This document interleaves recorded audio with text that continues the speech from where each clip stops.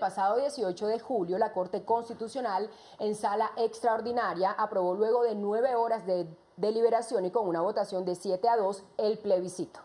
Mire, Karen, esta decisión que tomó la Corte Constitucional le abre la posibilidad a todos los colombianos de obtener un nuevo país y de poder cambiar el rumbo definitivo de nuestra nación. Este fallo que aprobó la Corte Constitucional estableció como un mecanismo idóneo para la refrendación y legitimización de los acuerdos de paz alcanzados por el gobierno y las FARC el plebiscito. Será un momento histórico, verdaderamente histórico, en el que tendremos la oportunidad y la responsabilidad de hacer sentir nuestra voz, porque lo que está en juego es de enorme importancia. Probablemente es la decisión de voto más importante que cada uno de nosotros tendrá que tomar en toda su vida.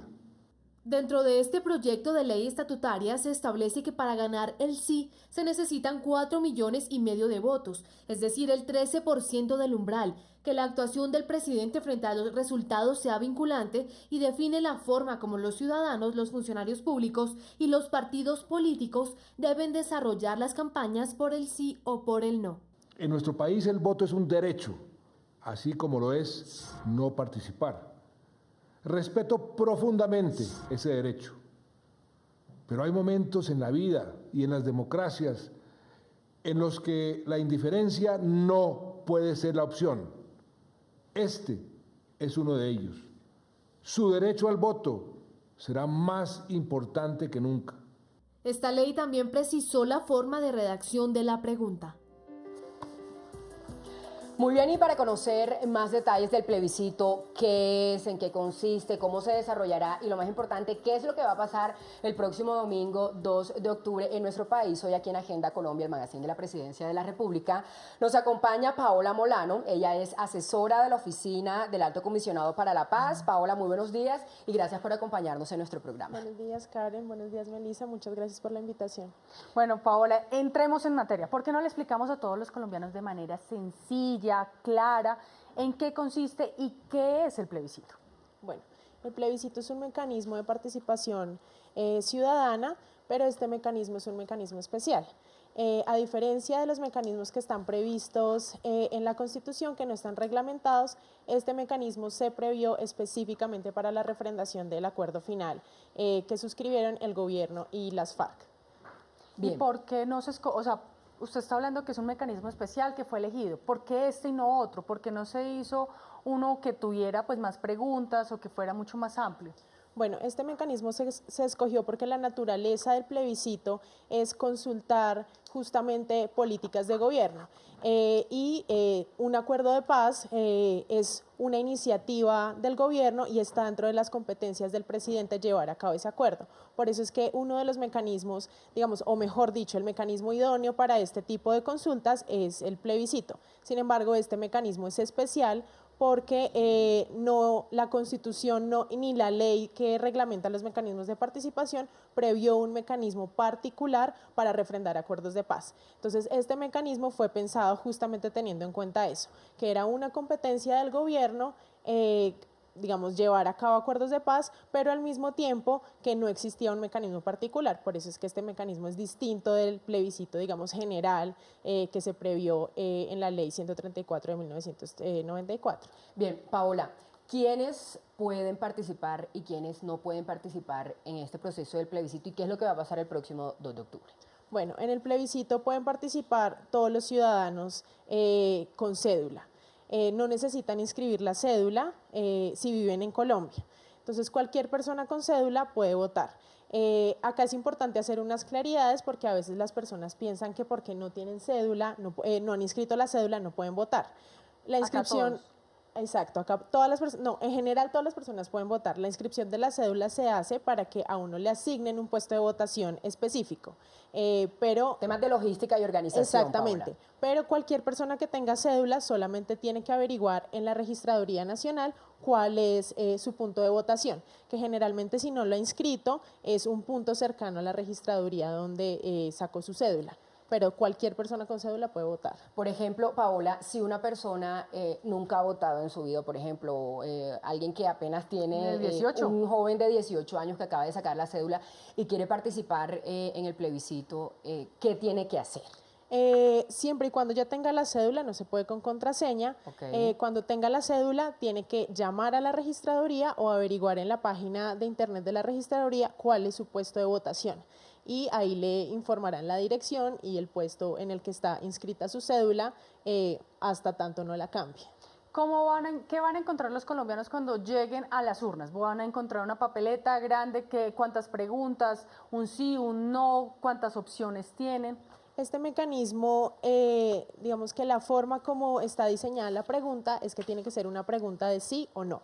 Entonces, en el decreto de convocatoria al plebiscito, la pregunta que, digamos, declaró el presidente que debía hacerse es si los ciudadanos apoyan el acuerdo final para la terminación del conflicto y la construcción de una paz estable y duradera. ¿Por qué el nombre de este acuerdo? Porque así, digamos, se acordó. No es una cosa específica del plebiscito, sino que ese es el nombre del acuerdo al que llegaron las partes en La Habana. Entonces la pregunta es esa y la respuesta a la que pueden dar las personas es sí o no. ¿Por qué?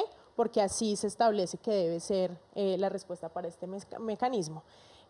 Acá es importante aclarar que no se consulta punto por punto del acuerdo, Sino en general. sino que se consulta el acuerdo en general, porque es una globalidad que no se puede, digamos, separar por partes, sino que es importante señalar que ese fue el acuerdo al que llegaron las partes y lo que deben decir las personas es si están de acuerdo o no con la globalidad del acuerdo, no con una parte o no, sino con todo el acuerdo. De ahí la importancia que todos los colombianos estén leyendo, se estén informando, pues para tomar una decisión acertada ese día o no. Y aquí hago un paréntesis para señalar dónde encuentran información.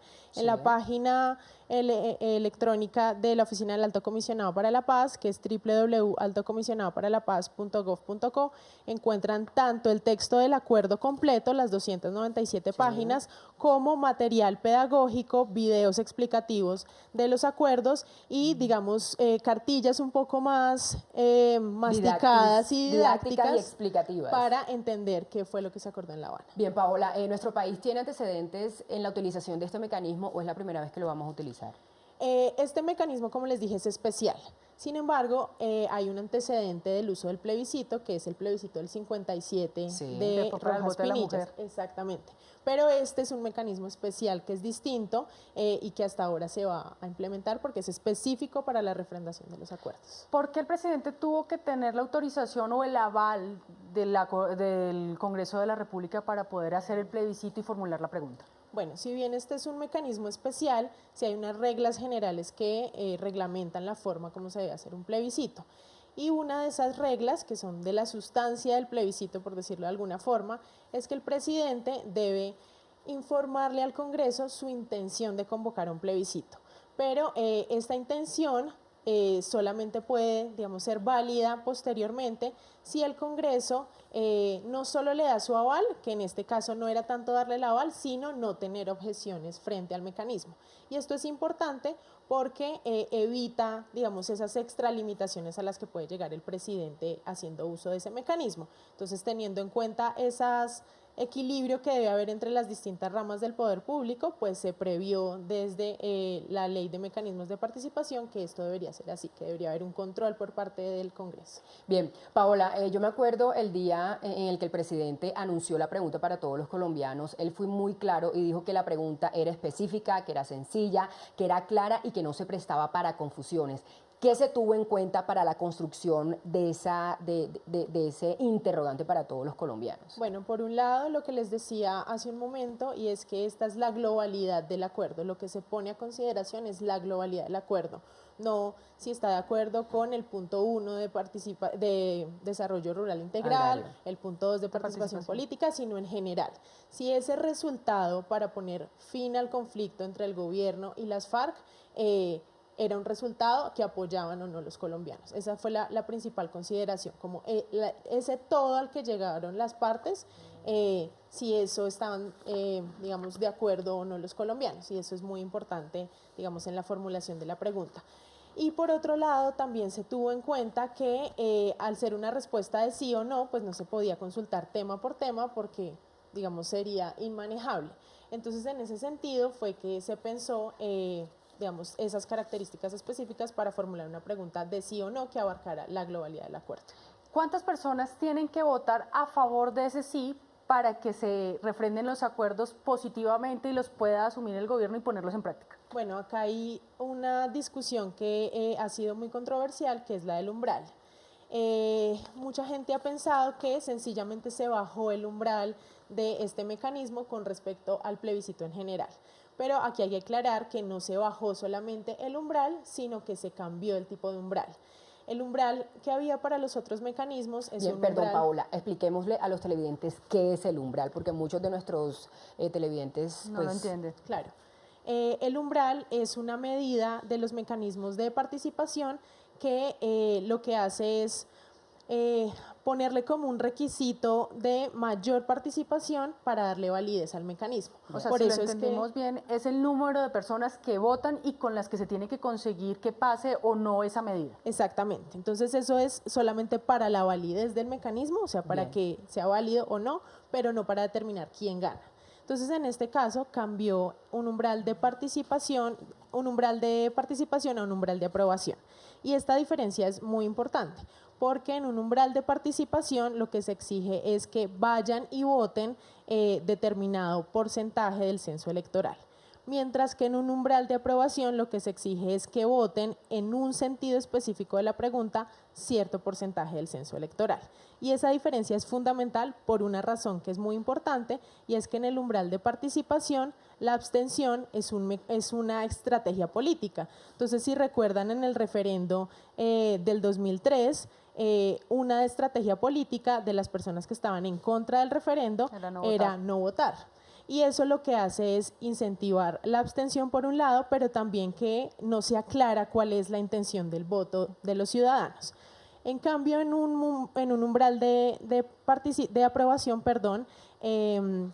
tienen que votar todas las personas que quieran manifestar efectivamente su opinión, porque de lo contrario, pues digamos, no va a triunfar la posición de los que más voten. Entonces, en este caso, la abstención no es una estrategia, sino que por el contrario se incentiva la participación. Esa es como la principal diferencia entre estos dos umbrales. Entonces, en este umbral de aprobación, que es el umbral del plebiscito, especial para la refrendación del acuerdo final, el umbral es del 13% de votos afirmativos. Esto no quiere decir que con el 13% de votos del censo electoral ya vaya a ganar el sí, sino que se exige el 13% de votos, que son aproximadamente 4.4 millones de votos, para que el mecanismo sea válido. Legítimo. Exactamente, sea válido, más que legítimo, sea válido. Pero sin embargo, si gana el no, o sea, si tienen 13% del censo electoral más un voto, pues gana el no. O sea, en términos de definir quién gana o no, gana el que más votos tenga, pero el mecanismo solo es válido si se cumple el 13% del censo electoral. Bien, Paola, finalmente, ¿cuál es esa invitación de usted para todos los colombianos, para todos los televidentes que nos ven a esta hora de la mañana en Agenda Colombia, para que, independientemente de lo que piensen, participen el próximo 2 de octubre en este día y momento histórico para nuestro país? Bueno, Karen, la invitación es primero a que se informen. Creo que es muy importante no creer todo lo que dicen, sino formarse un criterio propio. Hay información disponible, los acuerdos son públicos, toda esta información relacionada con los acuerdos para hacerlos explicativos y claros está disponible. Entonces, la primera invitación es a informarse. La segunda es a ser responsables con nuestro ejercicio de la ciudadanía. Eso es clave, porque esta es una de las decisiones más importantes de nuestra generación y no podemos dejársela, digamos, en manos de otros. Entonces, si uno se informa, se hace responsable del ejercicio de su ciudadanía, creo que vamos a tener el mejor resultado posible como país. Bueno, pues muchas gracias. También quiero preguntarle a usted, ¿por qué usted le dice sí a la paz? Yo le digo sí a la paz por varias razones. Primero, porque creo que estoy convencida más bien que este es el mejor acuerdo posible, que esta es una oportunidad que no podemos dejar perder después de 50 años y hasta más de conflicto. y porque creo que desde nuestra posición cómoda en la ciudad no podemos ser indolentes con la guerra que sufren las personas que están en las zonas rurales. Y además porque creo que este acuerdo le brinda unas posibilidades muy grandes al país de cerrar la brecha entre el campo y la ciudad, de aumentar la participación democrática, de fortalecer la democracia, pero sobre todo de ponerle fin al conflicto y que no haya ninguna víctima más de una guerra entre dos partes. Pues lo cierto es que todos los colombianos nos tenemos que llenar de razones y de motivaciones para decir sí el próximo 2 de octubre, que es un domingo. Algunas razones para votar sí. Las FARC entregarán las armas. No harán más ataques, ni extorsiones, ni secuestros. No morirán más colombianos por el conflicto. No habrá más niños en la guerra. Volverán a casa miles de desplazados. Lo que se gastaba en guerra se invertirá en educación y salud. Seremos más atractivos para la inversión extranjera. Con más empresas habrá más empleo. Quedarán atrás 50 años de guerra y se podrá construir un mejor futuro.